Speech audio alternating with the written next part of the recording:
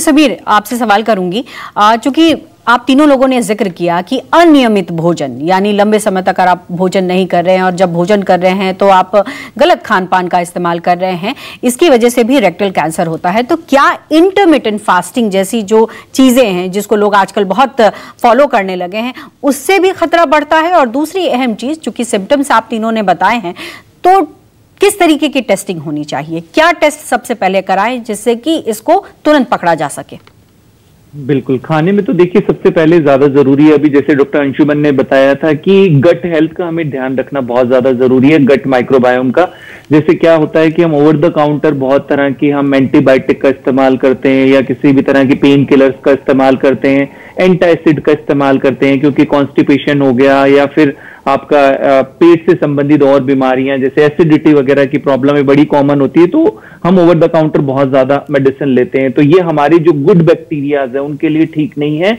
और दूसरी चीज, डाइट में थोड़ा ज्यादा ध्यान रखिए, अपना फाइबर का ज्यादा ध्यान रखना चाहिए, जिसमें फ्रूट्स एंड वेजिटेबल्स का भी हम इस्तेमाल करें। प्रोबायोटिक डाइट ठीक आपकी होनी जरूरी है और टाइम से खाना, मतलब राइट ईटिंग, आपकी राइट टाइम पे खाना आपका बहुत ज्यादा जरूरी है।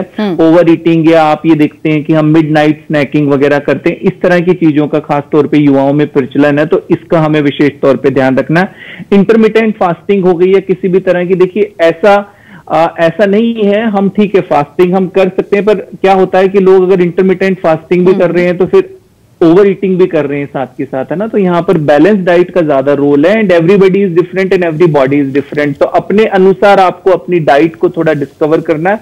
बट ये है कि ओवरऑल आप फाइबर रिच डाइट लीजिए, नींद आपकी ठीक होनी चाहिए, एक्सरसाइज और व्यायाम करते रहिए। और टेस्ट का जैसे आपने बताया कि कुछ चीजें ऐसी होती है जो थोड़ा जानना जरूरी है उनके बारे में। कई बार क्या होता है कि लोग ब्लड टेस्ट करा लेते हैं या अल्ट्रासाउंड करा लेते हैं और अल्ट्रासाउंड से उनको लगता है कि शायद हमारा रेक्टल कैंसर, कोलोरेक्टल कैंसर, आंतों की भी हमें हेल्थ पता लग जाएगी। तो ये कई बार फॉल्स सेंस ऑफ सिक्योरिटी आपको देते हैं। आपको कोई भी जांच करानी है तो हेल्थ केयर एक्सपर्ट से, अपने डॉक्टर से जरूर मिलिए, क्योंकि कोलोरेक्टल कैंसर या इस तरह का कोई अगर अंदेशा होता है तो उसके लिए दूसरी तरह की जांचें होती है, कई बार वो जरूरी होती है कराने के लिए। पर एक बहुत साधारण सा टेस्ट होता है, जैसे अगर आपको स्टूल के अंदर ब्लड आ रहा है तो stool for occult blood test होता है, या हम एक फीकल इम्यूनोकेमिकल टेस्ट करते हैं। ये बड़े साधारण से टेस्ट है, ये करा सकते हैं। और यानी हम कह सकते हैं कि कुछ ऐसे कॉमन सिम्टम्स हैं जिसे देखकर तुरंत सजग होने की जरूरत है और टेस्ट कराने की जरूरत है, जिससे ये पकड़ा जा सकता है कि कौन सी बीमारी से आप ग्रसित हैं। यानी कि सचेत रहिए ताकि बीमारी आपसे दूर रहे। डॉक्टर कुमार, आपका रुख करूंगी, चूंकि हम बात कर रहे हैं रेक्टल कैंसर की, तो जाहिर तौर पर इसमें पुरुष भी हैं, बुजुर्ग हैं, युवा हैं, महिलाएं भी शामिल हैं। तो मैं यहाँ ये समझना चाहूंगी कि पुरुषों में और महिलाओं में क्या ये जो बीमारी है अलग अलग सिम्टम के तौर पर आती है, किस तरीके से आती है, और दोनों में से सबसे ज्यादा किसमें रेक्टल कैंसर का प्रभाव दिखता है? जी, लक्षण दोनों में सेम होंगे, लक्षण अलग नहीं है। जैसा मैंने बताया था, लक्षण पेचिश या ब्लड का आना, रक्तस्राव होना, ये सारे लक्षण सेम रहे। कब्जियत का होना या कभी कभी पेट में मरोड़ देके तब टट्टी का आना, ये सेम लक्षण। पुरुषों में अभी महिलाओं की तुलना में cancer world wide rectal cancer ज्यादा कॉमन, ठीक है। अब एक बात आपने पूछी थी फास्टिंग रिलेटेड, बड़ी अच्छी उसकी थ्योरी है। इंसुलिन लाइक ग्रोथ फैक्टर, दो केमिकल है और कुछ इंटरनल पेप्टाइड्स, ये जब आप फास्टिंग करते हैं बेसिक इन जनरल हेल्थ के लिए और स्पेसिफिक कुछ कैंसर के, जिसमें कोलोन कैंसर भी एक है, आपके इंसुलिन के स्पाइक्स कम होने चाहिए। इंसुलिन स्पाइक्स कब होता है? जब आप खाना खाते हैं, खास करके प्रोसेस्ड फूड खाते हैं जिसमें ग्लाइसेमिक लोड मतलब ब्लड ग्लूकोज सडन बढ़ता हो, इंसुलिन पीक करेगा और आप जानकर आश्चर्य करेंगे, हर दिन हर इंसान में कैंसर सेल डेवलप होता है। हमारा बॉडी का डिफेंस सिस्टम उसको किल कर देता है, लेकिन इंसुलिन या ग्रोथ फैक्टर उसका प्रोमोटर है, उसको सपोर्ट करेगा ग्रो करने के लिए।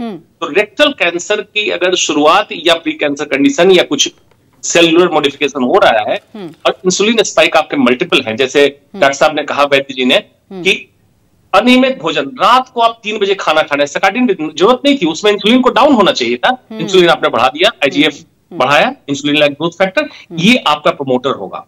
और अगर कैंसर डेवलप हो गया प्री कैंसर स्टेज में तो इसको और फर्दर बढ़ा देगा। इसलिए विंडो ईटिंग विंडो की एक मैं बात करता हूं हर समय, कोशिश कीजिए आपका खाना 6 से 7 घंटे के अंदर ही हो, उसके अलावा मत खाइए।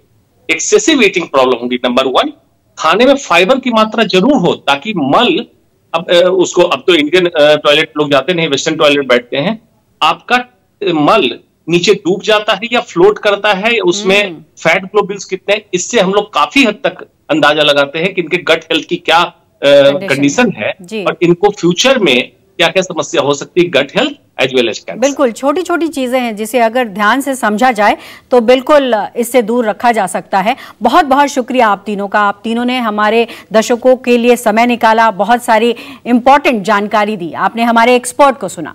इस कैंसर का इलाज संभव है। आप बिना झिझक और संकोच कर शुरुआती लक्षणों को समझें और डॉक्टर से संपर्क करेगा। अगर सही समय पर इलाज किया जाए तो रेक्टल कैंसर से बचा जा सकता है। सभी एक्सपर्ट्स ने बताया कि दवाइयों और इलाज की प्रक्रिया से मरीज का इलाज संभव है। इसलिए हमेशा यदि आप भी इस बीमारी से जुड़े लक्षणों को महसूस कर रहे हैं तो डॉक्टरी सलाह लेकर इलाज करवाएं। स्वस्थ रहिए, सुरक्षित रहिए और देखते रहिए हेल्थ 24।